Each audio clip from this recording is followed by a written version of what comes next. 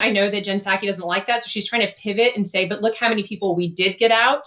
And again, it's the tone and the defiance and the lack of just even concern of the human tragedy that is unfolding before us that I think is shameful. And Americans it's unsettling to see your own government behaving in this way. It's really unsettling. It really is. And I was very unsettled when I saw the Secretary of State. He was talking to Chris Wallace on Fox News on Sunday.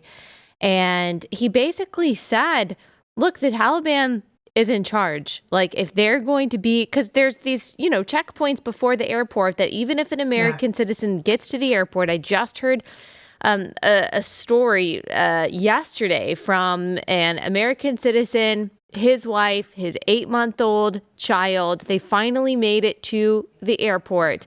And once they got there, the Taliban it didn't matter. Like you said, it didn't matter that he had his credentials. It didn't matter that technically he was supposed to be allowed to get on a plane and leave. The Taliban said, if you show back up here, we are going to kill you. And so now we're hearing from the Secretary of State that sure, maybe that's not a good thing, but there's nothing that we can do about it because the Taliban's in charge.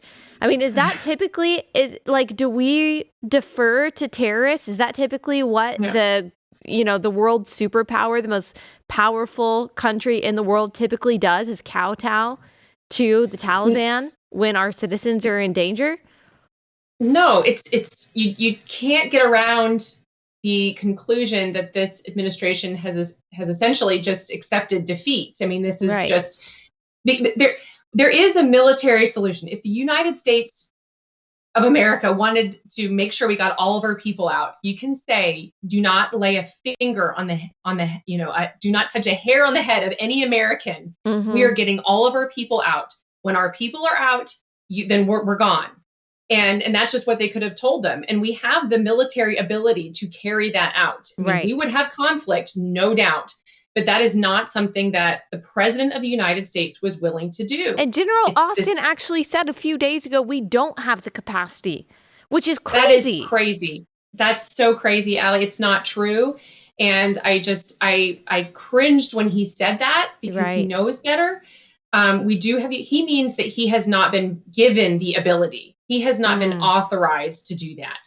We certainly have the firepower to do that. We have the firepower even just around there, around the region, not even just sort of like in theory. We have it right there.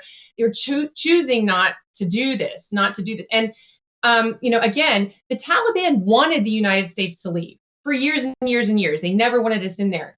So it's not true that we could have had a plan that was a long lead up for evacuation.